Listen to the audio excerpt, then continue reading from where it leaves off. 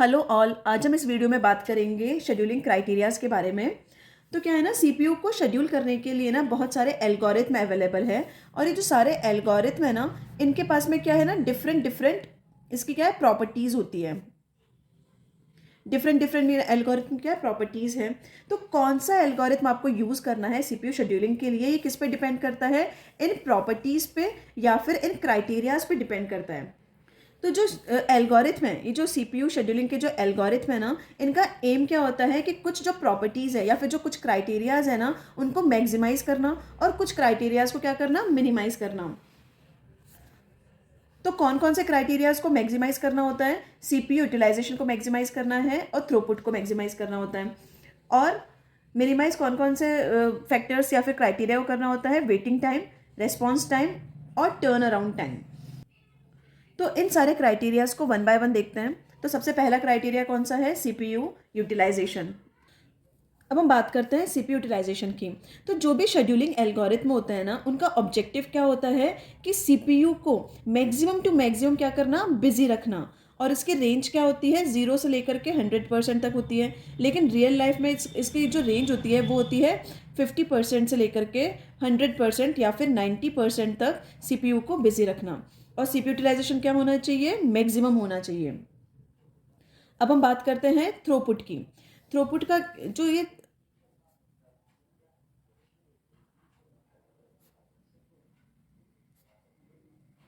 जो throw output है उसका ये क्या होता है, ये मेजर होता है किसका, वर्क का मेजर है। और ये वर्क किसने किया है, सीपीयू ने किया है।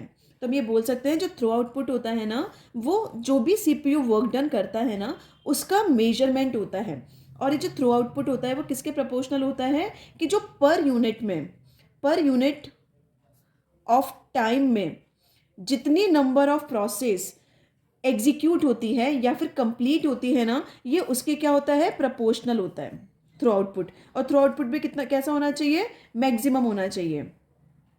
अब हम बात करते हैं नेक्स्ट फैक्टर की, जो है अराइवल टाइम।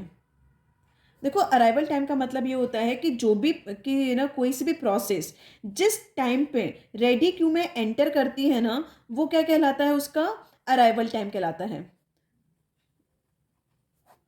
ठीक है। फोर्थ फैक्टर है बर्स्ट टाइम।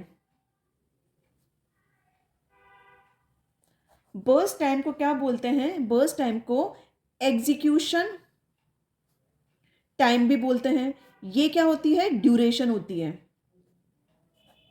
प्रोसेस को जितना टाइम चाहिए ना एग्जीक्यूट होने के लिए, वो क्या कहलाता है, उसका बर्स्ट टाइम कहलाता है। ठीक है। प्रोसेस को जितना टाइम चाहिए एग्जीक्यूट होने के लिए वो क्या कहलाएगा, बर्स्ट टाइम कहलाएगा। इसके बाद में जो नेक्स्ट फैक्टर है वो है कंप्लीशन टाइम।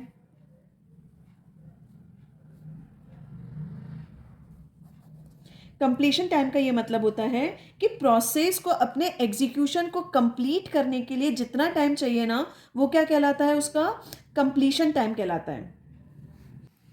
अब हम बात करते हैं टर्न अराउंड टाइम के बारे में। जो टर्न अराउंड टाइम होता है उसका मतलब क्या होता है कि जो प्रोसेस है, टोटल टाइम जो सिस्टम में स्पेंड करती है ना, उसको टर्न अराउंड टाइम बोलते हैं। मतलब जो total time spend by process in a system, वो क्या कहलाएगा, टर्न अराउंड टाइम कहलाता है वो। और हम इसको कैसे लिख सकते हैं, इसके फॉर्मूले को, turn around time equals to completion time of a process minus उसी प्रोसेस का अराइवल टाइम। या फिर हम बोल सकते हैं कि इसका क्या, exit time minus arrival time भी बोल सकते हैं इसको हम। अब देखते हैं कि वेटिंग टाइम क्या होता है। वेटिंग टाइम का मतलब होता है प्रोसेस सीपीयू जब प्रोसेस सिस्टम में एंटर हुई और एंटर होने के बाद में जिस टाइम पे प्रोसेस को सीपीयू मिला उस, अब हम देखते हैं वेटिंग टाइम क्या होता है। वेटिंग टाइम का मतलब है कि जिस टाइम जितने ड्यूरेशन,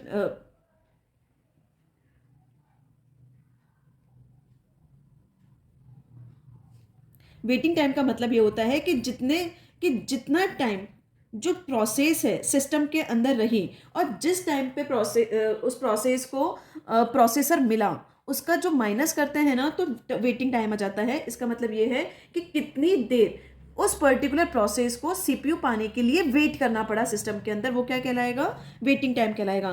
तो हम इसको ऐसे लिख सकते हैं कि टर्न अराउंड टाइम यानी कि टोटल टाइम जो प्रोसेस है सिस्टम में रही माइनस बर्स्ट टाइम, जिस टाइम पे उसको सीपीयू अलोकेट हुआ उसका डिफरेंस क्या कहलाएगा, वेटिंग टाइम कहलाएगा। अब हम बात करते हैं रेस्पॉन्स टाइम। रेस्पॉन्स टाइम का ये मतलब होता है कि जिस टाइम पे प्रोसेस रेस्पॉन्स करना स्टार्ट करती है ना, वो उसका रेस्पॉन्स टाइम कहलाता है। It means time eight which a process got CPU first, जिस टाइम पे प्रोसेस को सीपीयू पहले मिला माइनस उसका अराइवल टाइम करेंगे ना, तो क्या आ जाएगा, रेस्पॉन्स टाइम आ जाएगा।